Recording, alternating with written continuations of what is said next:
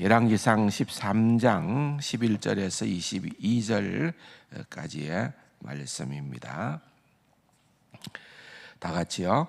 베델에 한 늙은 선지자가 살더니 그의 아들들이 와서 이날에 하나님의 사람이 베델에서 행한 모든 일을 그에게 말하고 또 그가 왕에게 드린 말씀도 그들의 아버지에게 말한지라. 그들의 아버지가 그들에게 이르되 그가 어느 길로 가더냐 하니 그의 아들들이 유다에서부터 온 하나님의 사람의 강기를 보았습니다. 그가 그의 아들들에게 이르되 나를 위하여 나귀의 안장을 지우라. 그들이 나귀의 안장을 지우니 그가 타고 하나님의 사람을 뒤따라가서 상수리 나무 아래 앉은 것을 보고 이르되 그대가 유다에서 온 하나님의 사람이냐 대답하되 그러하다. 그가 그 사람에게 이르되 나와 함께 집으로 가서 떡을 먹으라. 대답하되 너를 그대와 함께 돌아가지도 못하겠고 그대와 함께 들어가지도 못하겠으며 내가 이곳에서 그대와 함께 떡도 먹지 아니하고 물도 마시지 아니하리니 이는 여호와의 말씀이 내게 이르시기를 네가 거기서 떡도 먹지 말고 물도 마시지 말며 또 네가 오던 길로 되돌아가지도 말라 하셨음이로다. 그가 그 사람에게 이르되 나도 그대와 같은 선지자라. 천사가 여호와의 말씀으로 내게 이르기를 그를 네 집으로 데리고 돌아가서 그에게 떡을 먹이고 물을 마시게 하라 하였느니라 하니 이는 그 사람을 속임이라. 이에 그 사람이 그와 함께 돌아가서 그의 집에서 떡을 먹으며 물을 마시니라. 그들이 상 앞에 앉아 있을 때 여호와의 말씀이 그 사람을 데려온 선지자에게 임하니 그가 유다에서부터 온 하나님의 사람을 향하여 외쳐 이르기를 여호와의 말씀이 네가 하나님의 여호와의 말씀을 어기며 네 하나님 여호와께서 네게 내리신 명령을 지키지 아니하고 돌아와서 여호와가 너더러 떡도 먹지 말고 물도 마시지 말라 하신 곳에서 떡을 먹고 물을 마셨으니 네 시체가 네 조상들의 묘실에 들어가지 못하리라 하셨느니라 하니라. 아멘. 계속되어지는 그런 내용들은 굉장히 좀 우리를 슬프게 하는 그런 인간의 연약한 부분들을 보여주는 말씀들이지요. 사실 오늘 본문의 말씀은 지난 토요일 날 1절에서 11절까지의 말씀과 연관이 되어져 있는 그런 말씀입니다. 로보암으로 인하여서 이렇게 솔로몬의 범죄로 이제 남과 북이 드디어 나뉘어지게 되고 또 로보암은 남유다에 또 북쪽에서는 여로보암이라고 하는 사실은 다윗의 후손은 아니지요. 그는 나름대로는 총망을 받고 있었던 그런 인물, 백성들 가운데 뛰어난 그러한 인물이라고 볼 수가 있는데 그가 북이스라엘을 대표하는 그러한 사람으로 세워지게 됩니다. 하나님의 마음은 그렇다 하더라도 그 가운데 최선의 방법은 남과 북이 더 하나님을 섬기는 일에 열심을 내고 하나님께로 돌아오기를 간절히 원했던 것이죠. 그러나 사실은 인간이 그렇지를 못한 겁니다. 특별히 이제 북이스라엘은 늘 아마 이런 정체성의 문제 때문에 고민을 많이 했겠지요. 그래서 그의 백성들이 절기 때마다 예루살렘에 성전을 향하는 그것을 자칫 잘못하면은 북이스라엘이 붕괴될 수 있는 그런 위태한 그런 계기가 되겠다는 생각을 하게 되어졌고 산당을 만듭니다. 금송아지 우상을 만듭니다. 이것이 너희들이 섬겨야 될 하나님이요 그러한 신이다고 그렇게 하게 되는 겁니다. 우리가 출애굽기에서 또 십계명에서 그렇게 살펴봤던 것처럼 하나님께서 가장 싫어하시는 우상 숭배의 길을 이제 걷게 되어지는 것이지요. 하나님께서 그러한 상황 가운데에서 무명의 용사입니다. 하나님의 사람이라고 표현되어 있는, 그래서 이 하나님의 사람이라는 말은 이시하 엘로힘이라는 말인데, 어떻게 보면은 그냥 단순한 하나님의 사람이라고도 생각이 됩니다만은, 그러나 여러분, 욥을 향하여서 하나님께서 우섯 땅에 욥이라는 사람이 있었으니 할 때에 그 사람도 이시라는 표현입니다. 사람이라는 표현이 아담이라는 표현도 있고요, 또 뭐 게벨, 이노시 또는 이시, 이런 히브리 단어로는 여러 단어들이 등장을 하는데, 그 가운데 이시라고 표현된 단어는 굉장히 비중이 있는 단어입니다. 그냥 일반적인 사람, 연약한 사람, 또는 뭐 일반 대중들을 얘기할 때 사용하는 표현이 아니라 하나님께서 비중을 두고 또한 살펴볼 때에 사용했던 단어입니다. 그래서 찾아보니까 이시하 엘로힘이라는 단어입니다. 하나님의 사람, 아주 비중 있는 사람이라는 거죠. 그 이름은 알 수가 없어요, 표현하지 않았으니까. 그런데 이 하나님의 사람이 이제 여로보암에게 다가가서 장차 하나님으로부터 계시를 받은 거죠. 장차 이제 남유다 요시야 왕이 들어서게 될 터인데, 그가 들어서게 되어지면은 이렇게 하나님께 우상 숭배를 했던 이 모든 제단들이 무너져 내리게 되어질 거고, 또한 그게 죄가 쏟아지리라고 하는 하나님의 진노를 선언하게 된 것이죠. 그러다 보니까 그 말을 마침 제단에서 있었던 여로보암이 듣게 되어지고 거기에 반응을 보이게 되는 겁니다.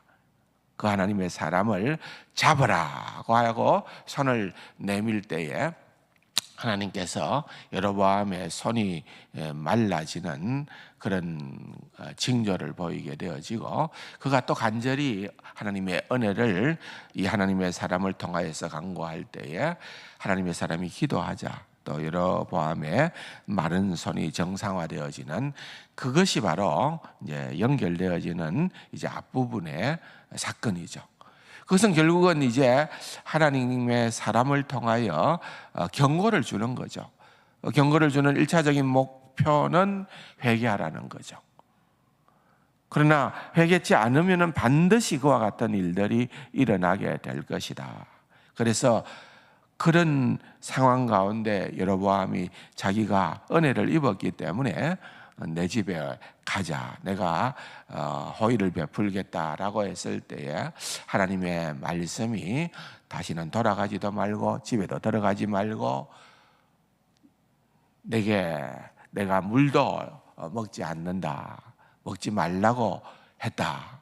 네 집에 절반을 준다고 하더라도 나는 여로보암의 집에 가지 않겠다 하고 하나님의 명하신 대로 돌아가는 상황이 이제 오늘 본문에 나타나는 상황입니다. 나름 하나님의 뜻을 귀하게 순종했던 그런 모습이었습니다. 그러나 여러분, 인간이 참 연약하기는 마찬가지인 것 같습니다. 이제 오늘 본문에 돌아가는 길에 아마도 피곤하기 때문에 상소리 나무 곁에 있게 되어졌을 때 그와 같은 소식을 들었던, 나름 거기도 보니까 이름은 없습니다만은 무명의 늙은 선지자, 진짜 선지자라기보다는 나름대로 거기에서 좀 뭐 영적인 사람이라고 인정을 받았던 인물이겠지요. 그 사실을 듣게 되어지고 또 아들로부터 그 소식을 듣게 되어졌을 때 그가 급하게 또한 나귀를 타고 이 사람을 찾아가게 되는 겁니다. 그러면서 그 사람의 신분을 확인하고서는 자기 집으로 초대를 합니다. 처음에는 하나님께서 그렇게 명하지 않았기 때문에 나는 갈 수가 없다라고 얘기를 할 때에, 나도 너와 같은 선지자고 천사가 내게 말하기를 너를 이렇게 호위해서 대접을 하라고 했다라고 하는 그 말에 그만 넘어가 버린 거죠. 여러분, 이게 인간입니다. 한번 어제의 성공이 오늘을 보장해 주는 것이 아니라는 거예요. 그래서 여러분, 우리가 어떤 의미에서는 참 이렇게 매 새벽에 나와서 뭔가 어떤 때에는 뭔가 붙들었던 것 같기도 하고 어떤 때에는 아무것도 못하고 돌아가는 것 같기도 한 그런 순간순간들이 반복되지만은, 그래도 여러분, 이게 어떤 의미에서는 우리의 영적인 근육을 강화시키는 겁니다. 여러분, 운동하는 사람들을 보면은 하루나 이틀이 지나면은 근육이 기억을 잊어버린다는 그런 얘기들을 합니다. 그래서 내 생각은, 내 머리로는 내가 옛날에 이렇게 했으니까 이렇게 하면은 되겠지 하는데 몸이 따라주지를 않는다는 거죠. 영적인 근육도 마찬가지입니다. 우리가 이것을 끊임없이 강화시켜 가야 됩니다. 어제보다는 오늘이, 오늘보다는 내일이 우리의 이러한 영역이 강해져야 됩니다. 그건 다른 방법이 없습니다. 두 가지밖에는 없습니다. 우리가 성령님을 의지해야 되고요, 또한 영이 육을 이겨야 됩니다. 다른 방법이 없어요. 이 두 가지인데, 그러나 이 두 가지는 결부가 되어 있어요. 여러분, 성령님이 아니고서는 결단코 우리의 영이 육을 이길 수가 없습니다. 그래서 우리는 늘 주님 앞에 나올 때마다 하나님의 은혜와 도우심을 간구할 수밖에 없습니다.